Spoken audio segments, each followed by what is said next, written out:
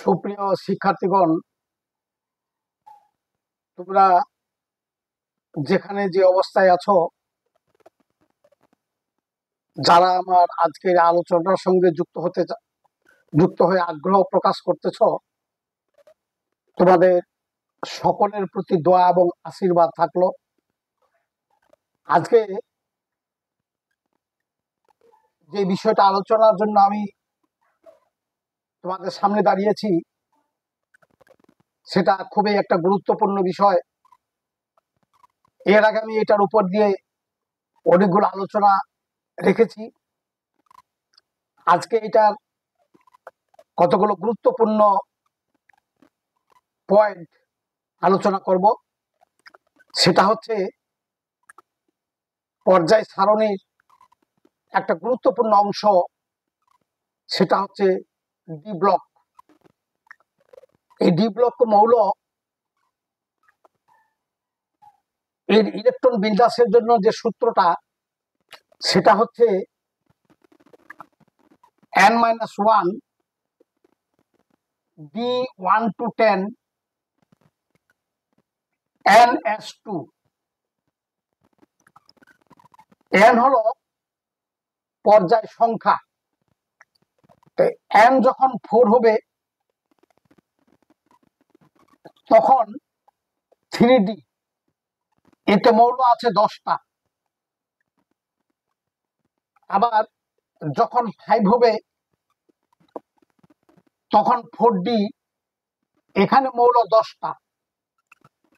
আবার 6 হইলে 5d, এখানে মৌল 10টা। অনুরূপভাবে 7 6d, মৌল 10টা। এই নিয়ে 40টা। এবং থোরিয়াম 90, আধুনিকভাবে দেখা গেছে এই থোরিয়াম 90 এটা বর্ণালী বিক্ষেপণ পরীক্ষায় দেখা গেছে এটা ডি ব্লকে তার ইলেকট্রনের ঘনত্ব বেশি। সুতরাং এই থোরিয়ামটাকে ডি ব্লক হিসাবে গণনা করলে বর্তমানে 41টি ডি ব্লক মৌল। এখন প্রশ্ন থাকতে পারে, আমরা ডি ব্লক মৌল অনুসন্ধান করতে গিয়ে 4 থেকে শুরু করলাম কেন, এবং এনটা হলো পর্যায় সংখ্যা, তার মানে 4 নম্বর পর্যায় থেকে কেন আমরা করলাম? যদি আমরা 3 নম্বর করতাম তাহলে হয়তো 2d। কোয়ান্টাম থিওরিতে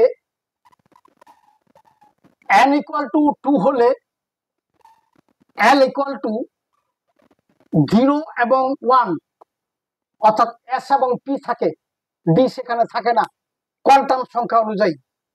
অর্থাৎ যেটা আমি বলতে চাচ্ছি, ডির অস্তিত্ব 3d থেকে শুরু হবে এই সূত্র অনুসারে। 2d 1d এগুলোর কোনো অস্তিত্ব নাই কোয়ান্টাম থিওরি অনুসারে। সুতরাং ডির সিরিজ হলো 4টা। এগুলাকে বলা হয় ডি ব্লক মৌল। তা ডি ব্লক মৌল কাকে বলবো আমরা? সংজ্ঞাটা কি? মৌলের বাইরের ইলেকট্রন গুলো যখন ক্রমান্বয়ে ডিতে প্রবেশ করবে সেগুলো হলো ডি ব্লক মৌল। এদের কতগুলো বৈশিষ্ট্য আছে এক্সট্রা। এরা অধিকাংশ ধাতব পদার্থ, এরা প্রভাবক হিসেবে ব্যবহার করে, এদের মধ্যে ডি অপূর্ণ যারা ট্রানজিশন, সেগুলো রঙিন বস্তু তৈরি করতে পারে, জটিল যৌগ গঠন করে। এই জন্য এদেরকে ডি ব্লক মৌল বলা হয়। আবার এফ ব্লক যখন আমরা বলি, এফ এটা হলো ডি ব্লকের সাধারণ চিন্তা। আবার এফ ব্লক যখন পড়ি তখন তার ইলেকট্রন বিন্যাসের সূত্রটা হলো n-2 f 1 to 14 n-1 d1 to 10 ns2। অর্থাৎ এটার সামনে n-2 দিলে হয়ে যায়। অর্থাৎ n যখন হবে 6 তখন 4f, n যখন 7 তখন 5f। এই 4f এ আছে 13টা আর এখানে আছে 14টা। এই নিয়ে 27টা হলো এফ ব্লক মৌল। এখানেও একই প্রশ্ন, এফ মৌলগুলো 6 এবং 7 থেকে শুরু হলো কেন? সূত্রতে দেখা যাচ্ছে যে n যখন 6 হয় তখন 4, 6 আর 2 বিয়োগ করলে 6, 4, অনুরূপভাবে 7। এই এফ যদি 3 হয় বা 2 হয় তাহলে তার কোনো অস্তিত্ব নেই। এই জন্য এই সূত্রটা এখানে এই ল্যান্থানাইড 57 এবং অ্যাক্টিনাইড 89 এই দুটো সিরিজ হল এফ ব্লক মৌল। অর্থাৎ এফ ব্লক মৌলগুলো 57 এবং 89 থেকে শুরু হয়। এখন এরা হলো 3 নম্বর গ্রুপের মৌল, এদের গ্রুপ নাম্বার হলো 3। 3 নম্বর গ্রুপের মৌল এরা। তাহলে এই আমরা ডি এবং এফ সম্পর্কে আমরা একটা তথ্য দুটো পাইলাম। এখন এদেরকে যদি আমরা পর্যায় সারণীতে স্থাপন করি তাহলে আমরা দেখাতে পারবো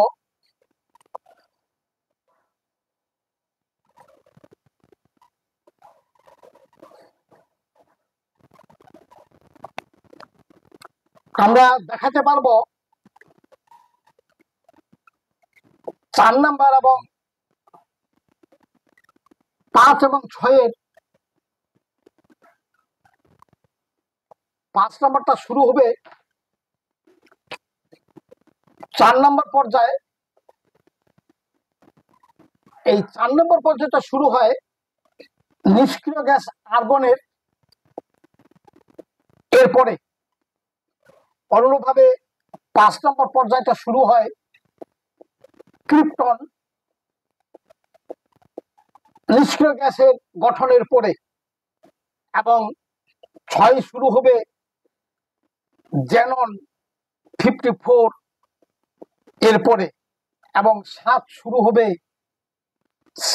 হবে রেডন 86 এরপরে। তার মানে আমি বুঝাতে চাচ্ছি 18, তাহলে এখানে এস ব্লকের দুটো চলে যাবে, আচ্ছা 4s2টা চলে যাবে। অনুরূপভাবে এখানে 5s2 S block, 6s2 S block, 7s2 S block দুটো চলে যাবে। অতএব 18, 19, 20, তাহলে এখানে 21 থেকে শুরু হবে 30 পর্যন্ত।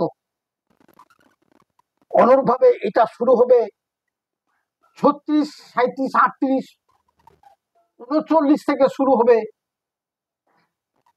48 পর্যন্ত, এবং এটা শুরু হবে